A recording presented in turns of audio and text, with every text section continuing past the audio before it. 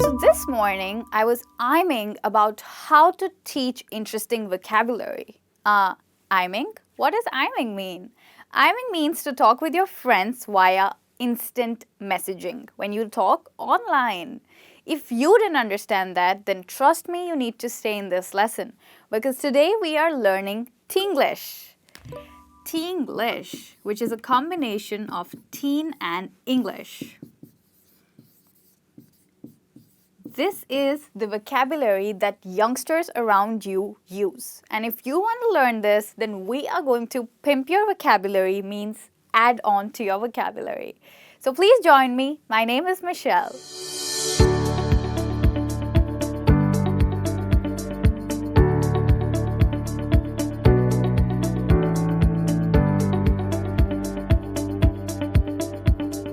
Okay. So it's time that we pimp your vocabulary, and we start with the first one that we have, allow that. Okay, so allow that means to permit something, right? According to what we know. But when a student says allow that, it does not mean allow that. What it actually means is absolutely no way that we are going to do this. Okay, so it means absolutely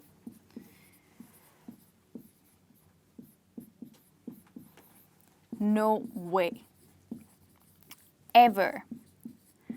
So if you ask your students to submit the assignment to you by the coming Thursday, and you tell them, hey all, can you all submit me the assignment by Thursday, because I have already so much marking to do over the weekend.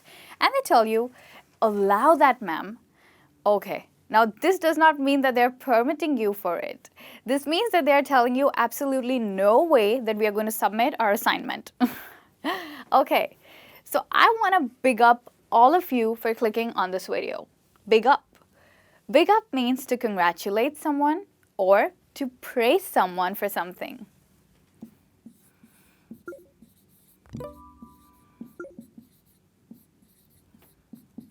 So I want to big up all of you because you've clicked on this video and you are going to learn some awesome stuff today. And if you want to use this more generally, you could tell your friends, I want to big up everyone who has supported me this year. Okay, with this we look at the next one. CBA. Okay, this is short for can't be arsed.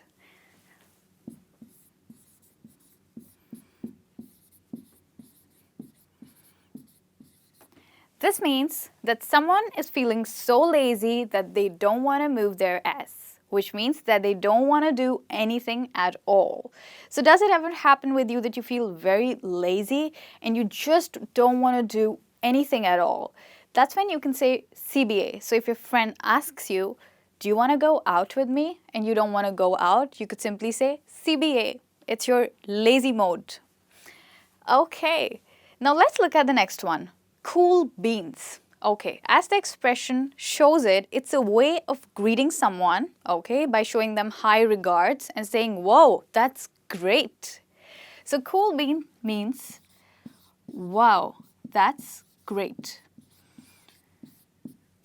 So if your friend tells you, hey, I got a new jacket, you tell him, cool beans, means that's great, okay? Now, apparently, I really don't know what's so cool about beans. I mean, I don't find them so cool, but this slang comes from 60s and 70s pop culture. That's when it was made popular, but it's now kind of obscure, which means people don't use it very often.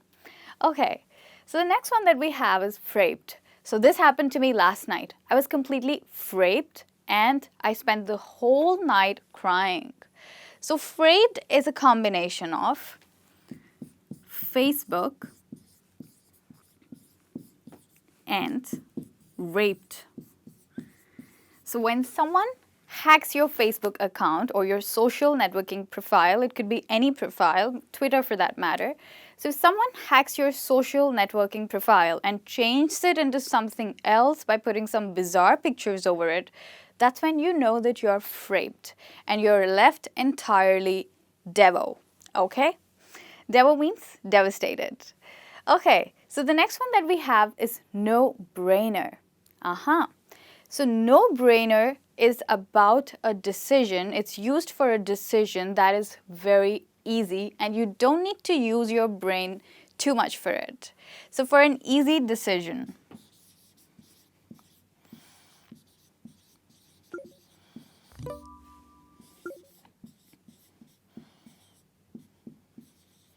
So you could say that decision was such a no-brainer, which means that it was a very easy decision. Or you could also say that that decision was obv. Obv, okay. The rule of English applies here also. When you can say one syllable, why say three? Okay, so obv is short for obviously, okay. And if you want to use this, you could say that I wonder why I studied for that exam. The tutor hates me. It was obv that I'd get an F grade. Okay? So obv is short for obviously, and you can simply use one syllable. Why use three? Okay, the next one that we have is a neek. So a neek is a person who is a cross between a geek and a nerd. So a person who is a combination of a geek, which is a person who is very much involved in technology, is a tech-savvy person, but is always obsessed with technology and only talks about that. And nerd is a person who studies a lot. And this is probably what most teachers want their students to be, neeks. Combination of geek and nerd. All right. Now let's look at the other words that we have with us. Owned. Okay.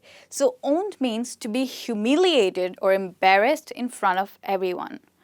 If your teacher asks you to read aloud from where he left and you don't know where he's reading, then you're owned up in front of the class, which means that you're totally humiliated because it exposes that you were not paying attention to the teacher. So, owned up means to be humiliated.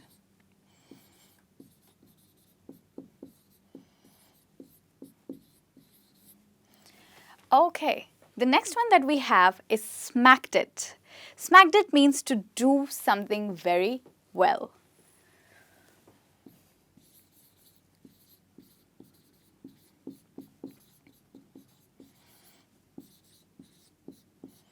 Okay, so if you think that you've done very well in an exam and you didn't need to study for it, so you could say, I don't even know why I studied for that exam. It was massively easy. And I absolutely smacked it, which means that you did very, very well in that exam. All right, so the next one that we have is wagwan. So gone are the days of saying what's up to ask someone about what's going on. It's better to say wagwan, which is short for what's going on.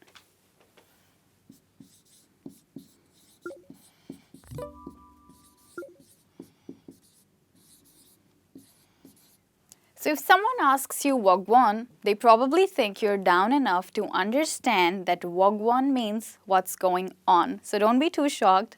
You can always answer it by saying what's going on in your life. Okay, so this is a way to greet someone and you can use it quickly. When you're passing by someone, you could just say wagwan. All right, so waste. Waste means a person who acts idiotic. Okay, completely idiotic. And I have this friend who has recently joined the bird watching club. Okay, like that's quite weird to me. Who joins the bird watching club? No offense, but it's just idiotic for me. So this friend of mine is a waste, but I like him anyway. So a person who acts idiotic. Great. Whoop, whoop. With this, we come to an end of this lesson, okay? So whoop whoop is a way of showing happiness.